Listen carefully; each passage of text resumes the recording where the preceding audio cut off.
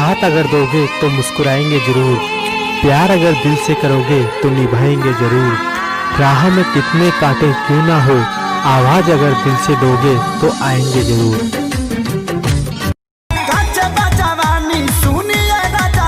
हमसे कुछ दिन दूर औरी रही ना मानव का नान्हे बा हमरो कमर डोले साहे ना सांवरे सुरतिया मोहनी मुरतिया बड़ा निक लागे उनके मीठी मीठी बतिया मुस्की पर आजा के लोगा कि वापस आ चुके हैं अब भौकाल मचाएंगे, कि वापस आ चुके हैं अब भौकाल मचाएंगे। बेटा तूने जितना सोच रखा है ना हम उससे भी आगे जाएंगे।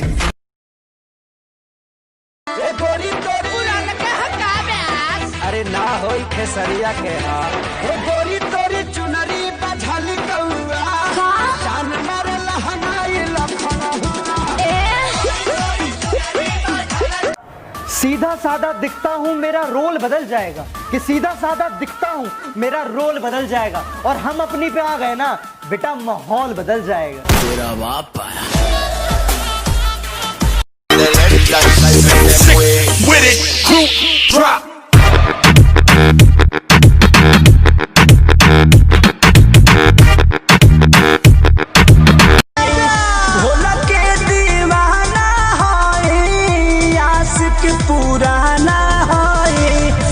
छली हो के नेहबासी वाला माला चल।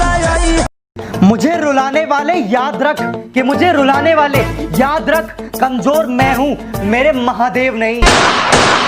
मेरे शंभू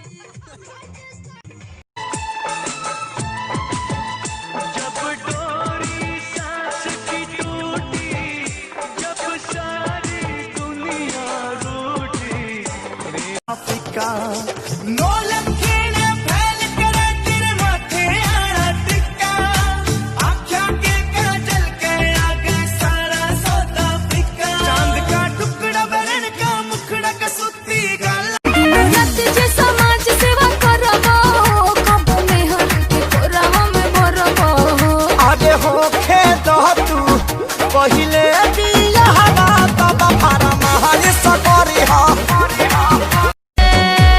हर लड़की भी ना प्यार को सीरियस लेती है, 100 में से 90 को धोखा देती है। हर लड़की भी ना प्यार को सीरियस लेती है।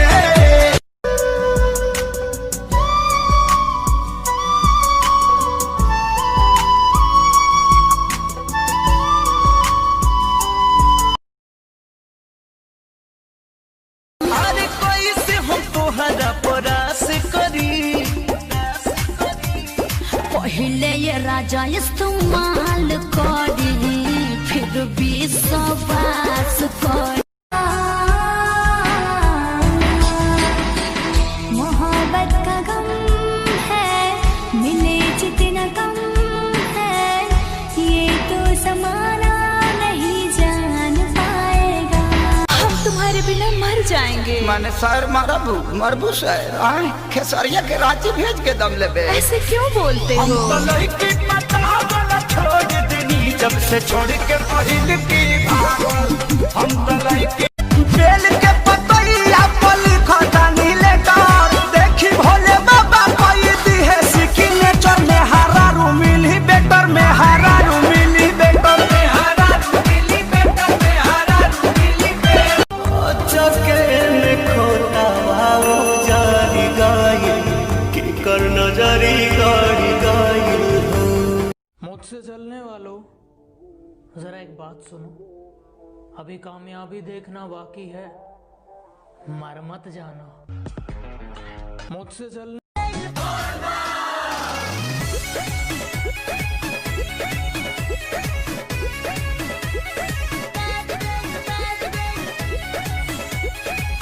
किसी ने मुझसे कहा तुम्हारे यार अच्छे नहीं लगते।